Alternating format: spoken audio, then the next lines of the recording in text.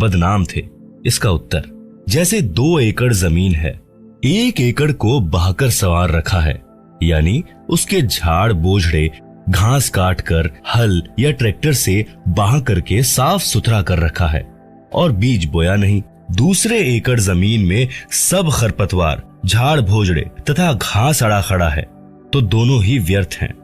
यदि दूसरे एकड़ को किसी ने संवार कर साफ करके गेहूं बो दिया और पहले साफ किए में कुछ नहीं बोया, तो दूसरा उस पहले वाले से कई गुना उपयोगी है, जिसको संवार कर छोड़ दिया गया और बीज बोया नहीं। आप सुन रहे हैं जगत गुरु तत्वदर्शी संत रामपाल जी महाराज द्वारा लिखी पुस्तक जीने की राह का पेज नंबर 3। इसलिए यदि आप विकार बुराई रहित हैं, तो आप जी को भक्ति बीज बोना पड़ेगा, तभी आप जी के शरीर रूपी जमीन का लाभ होगा। जो बुराई करते थे उनको ज्ञान हुआ और बुराई त्याग कर भक्ति करते हैं, तो उन्होंने अपने जीने की राह बदल ली, साफ कर ली, मंजिल निकट हो गई।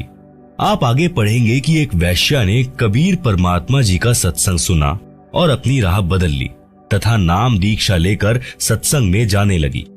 नगर के लोगों को अच्छा नहीं लगा, मुंह जोड़कर बातें बनाने लगे कि कबीर के सत्संग में बदनाम औरतें जाती हैं, ये अच्छे संत नहीं हैं, सब ऐसे ही लोग लुगाई इसके सत्संग में जाते हैं, अपनी बहन बेटियों को वहां मत जाने देना। ये विचार लोगों के सुनकर कुछ भक्त भी गुरुजी से गांव वालों की भाषा बोलने लगे। तब परमेश्वर कबीर जी ने बताया, कुष्टी हो संत बंदगी कीजिए, जे हो वैश्या को प्रभु विश्वास, चरण चित्त दीजिए। भावार्थ, यदि किसी भक्त को कुष्ठ रोग है और वह भक्ति करने लगा है, तो भक्त समाज को चाहिए कि उससे घृणा न करे, उसको प्रणाम करे जैसे अन्य भक्तों को करते हैं, उसका सम्मान करना चाहिए, उसका हौसला बढ़ाना चाहिए। भक्ति करने से उसका जीवन सफल होगा, रोग भी ठीक हो जाएगा। इसी प्रकार किसी वैश्या बेटी बहन को प्रेरणा बनी है भक्ति करने की, सत्संग में आने की, तो उसको परमात्मा पर विश्वास हुआ है, वह सत्संग विचार सुनेगी तो बुराई भी छूट जाएगी, उसका कल्याण हो जाएगा, समाज से बुराई निकल जाएगी। यदि वह सत्संग में आएगी ही नहीं, तो उसको अपने पाप कर्मों का एहसास कैसे होगा? जैसे मैला वस्त्र जल तथा साबुन के संपर्क में नहीं आएगा तो निर्मल कैसे होगा? इसीलिए ऐसी बदनाम स्त्री भी भक्ति करती है तो उसको भी विशेष आदर से बुलाएं, ताकि उसको सत्संग में आने में संकोच ना हो। यदि उसको रोकोगे तो आप पाप के भागी बन जाओगे। इससे आगे की कथा में आप इसी पुस्तक जीने की राह में पृष्ठ नंबर 107 पर पढ़ेंगे, जिसकी हेडिंग है कबीर जी द्वारा शिष्यों की परीक्षा। श्रीमद् भागवत गीता के अध्याय 9 श्लोक 30 में भी यही प्रमाण है। लिखा है कि कोई अतिशय दुराचारी व्यक्ति भी है, यदि वह विश्वास के साथ परमात्मा की भक्ति करने लग गया है, तो उसे महात्मा के तुल्य मानना चाहिए। वह संतों के विचार सुनकर सुधर जाएगा और अपना कल्याण करवा लेगा। इसलिए मानव शरीरधारी प्राणी को परमात्मा की भक्ति तथा शुभ कर्म, दान धर्म गुरु जी की शरण में आकर अवश्य करने चाहिए।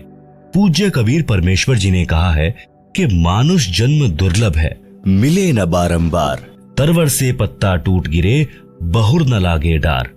भावार्थ, कबीर परमात्मा जी ने समझाया है कि हे मानव शरीरधारी प्राणी, यह मानव जन्म स्त्री पुरुष बहुत कठिनता से युगों पर्यंत प्राप्त होता है, ये बार बार नहीं मिलता।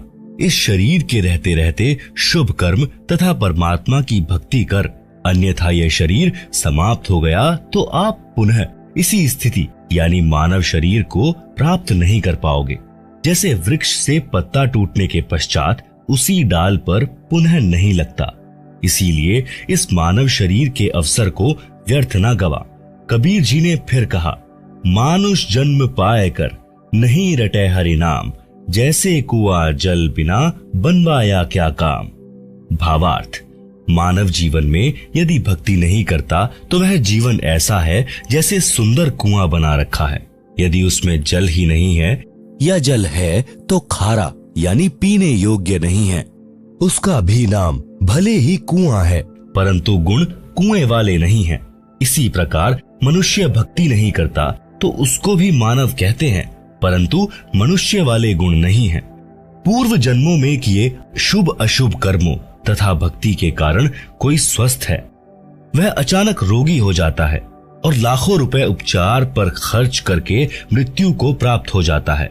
कोई जन्म से रोगी होता है, आजीवन कष्ट भोग कर मर जाता है। कोई निर्धन होता है, कोई धनवान ही जन्मता है। किसी के लड़के लड़की होते हैं तो किसी को संतान प्राप्त ही नहीं होती, किसी को पुत्री पुत्री ही संतान होती है, चाहने पर भी पुत्र नहीं होता। ये सब पूर्व जन्मों के कर्मों का फल मानव भोगता है। जब तक पुनः भक्ति प्रारंभ नहीं करता, तब तक पूर्व वाले संस्कार ही प्राणी को प्राप्त होते हैं। जिस समय पूर्ण सद्गुरु से दीक्षा लेकर मर्यादा से भक्ति करने लगता है, तो शुभ संस्कारों में वृद्धि होने से दुख का वक्त सुख में बदलने लग जाता है। आप सुन रहे हैं जगत गुरु तत्वदर्शी संत रामपाल जी महाराज द्वारा लिखी पुस्तक जीने की राह का पेज नंबर 4, मानव जीवन की आम धारणा। जब तक यथार्थ आध्यात्मिक ज्ञान नहीं होता, तो जन साधारण की धारणा होती है कि बड़ा होकर पढ़ लिख कर अपने निर्वाह की खोज करके विवाह कराकर परिवार पोषण करेंगे, बच्चों को उच्च शिक्षा तक पढ़ाएंगे, फिर उनको रोजगार मिल जाए, उनका विवाह करेंगे, परमात्मा संतान को संतान दे, फिर हमारा कर्तव्य पूरा हुआ। कई बार गांव या गवांड यानी पड़ोसी गांव के वृद्ध इकट्ठे होते तो आपस में कुशल मंगल जानते। तो एक ने कहा कि परमात्मा की कृपा से 2 लड़के तथा 2 लड़की हैं। कठिन परिश्रम करके पाला पोसा तथा पढ़ाया, विवाह कर दिया, सब के सब बेटा बेटियों वाले हैं। मेरा कार्य पूर्ण हुआ, 75 वर्ष का हो गया हूँ, अब बेशक मौत हो जाए, मेरा जीवन सफल हुआ, वंश बेल चल पड़ी, संसार में नाम रहेगा। इसका विवेचन उपरोक्त प्रसंग में जो भी प्राप्त हुआ वह पूर्व निर्धारित संस्कार ही प्राप्त हुआ, नया कुछ नहीं मिला। आप सुन रहे हैं जगत गुरु तत्वदर्शी संत रामपाल जी महाराज द्वारा लिखी पुस्तक जीने की राह का पेज नंबर 5। एक व्यक्ति का विवाह हुआ, संतान रूप में बेटी हुई। मानव समाज की धारणा रही है कि पुत्र नहीं है तो उसका वंश नहीं चलता, परंतु आध्यात्मिक ज्ञान की दृष्टि से पुत्र पुत्री में कोई अंतर नहीं माना जाता। आशा लगी कि दूसरा पुत्र तो बेटा होगा, मगर दूसरी भी लड़की हुई। फिर आशा लगी कि परमात्मा तीसरा तो पुत्र दे, परंतु तीसरी भी लड़की हुई। इस प्रकार कुल 5 बेटियां हुई, पुत्र का जन्म हुआ ही नहीं। इस उदाहरण से स्पष्ट होता है कि न तो मानव का चाहा हुआ और न ही किया हुआ। जो कुछ हुआ संस्कार वश ही हुआ। यह परमेश्वर का विधान है। मानव शरीर प्राप्त प्राणी को वर्तमान जन्म में पूर्ण संत से दीक्षा लेकर भक्ति करनी चाहिए तथा पुण्य दान, धर्म तथा शुभ कर्म अवश्य करने चाहिए। अन्यथा पूर्व जन्म के पुण्य मानव जीवन में खा खर्च कर खाली होकर परमात्मा के दरबार में जाएगा, फिर पशु आदि के जीवन भोगने पड़ेंगे। जैसे किसान अपने खेत में गेहूं, चना आदि बीजता है, फिर परिश्रम करके उन्हें परिपक्व करके घर लाकर अपने कोठे या कक्ष में भर लेता है। यदि वह पुनः बीज बोकर फसल तैयार नहीं करता है और पूर्व के वर्ष के गेहूं व चने को खा खर्च रहा है, तो वर्तमान में तो उसे कोई आपत्ति नहीं आएगी, क्योंकि पूर्व वर्ष के गेहूं चना शेष हैं। परंतु एक दिन वह पूर्व वाला संग्रह किया अन्न समाप्त हो जाएगा और वह किसान परिवार भिखारी हो जाएगा। ठीक इसी प्रकार मानव शरीर में जो भी प्राप्त हो रहा है वह पूर्व के जन्मों का संग्रह है। यदि वर्तमान में शुभ कर्म तथा भक्ति नहीं की तो भविष्य का जीवन नरक हो जाएगा। अध्यात्म ज्ञान होने के पश्चात मानव बुद्धिमान किसान की तरह प्रति वर्ष प्रत्येक मौसम में दान धर्म स्मरण रूपी फसल बोएगा तथा अपने घर में संग्रह करके खाएगा तथा बेचकर अपना खर्च भी चलाएगा।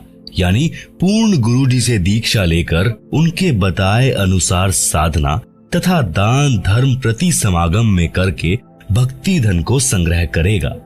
इसीलिए परम संत मानव को जीने की राह बताता है।